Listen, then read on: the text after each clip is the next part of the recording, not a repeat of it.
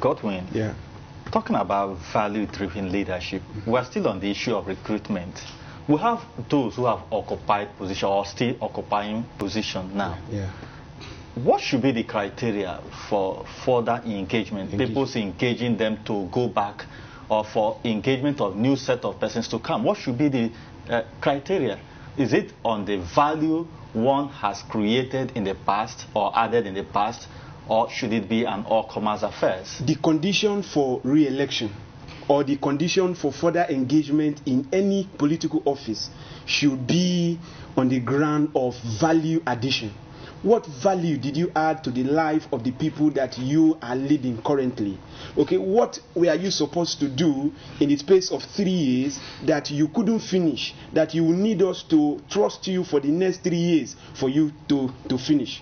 What was the condition of our life in the past, before you came into power, and even now that you are in power? Can we compare? Can we look at the past and compare it with the present? Is there a significant difference that we the people can say, oh, this person, he did well. This is what he was supposed to do for 3 years, but he couldn't finish. Let us trust him again for the next tenure and let him lead as a local government chairman. Or if you happen to be a governor or a president, what are the visions? What are the blueprints? What are the initiatives that you really want to bring into existence and that you want to implement in 4 years that you were unable to finish that? Or what have you done that we can beat our chest and say, oh, if he has done this, if he can give us this, if he can give us the basic necessities of life within 4 years, let us trust him again for the next 4 years and see what he can do. And that is where we have value addition. It is a continuous proportionate increase in value and inclusion. Anything that you are doing as a leader whereby there is no difference between the now and the former, then that is failure.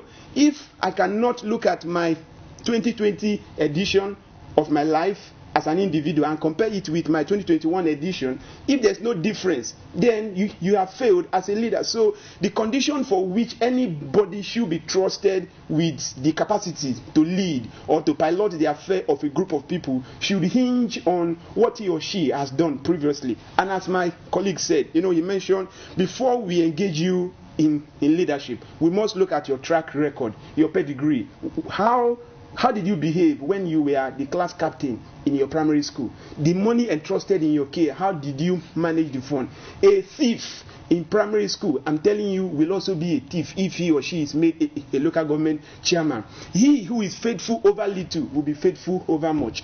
If for 3 years you don't have anything that we can look back at and say this and this are what you did in the area of health, in the area of good rules, in the area of power, in the area of education, improving the standard of the condition of living for people, if there is no significant difference, Mr. Kingsley, forget it. If you give that person the privilege to stay in power for the next 3 years or for the next 4 years, he's going to do more harm than good. So the condition should be on the track record, the success track record of your achievement in the previous years. That is what your re-election or your re-engagement should hinge on.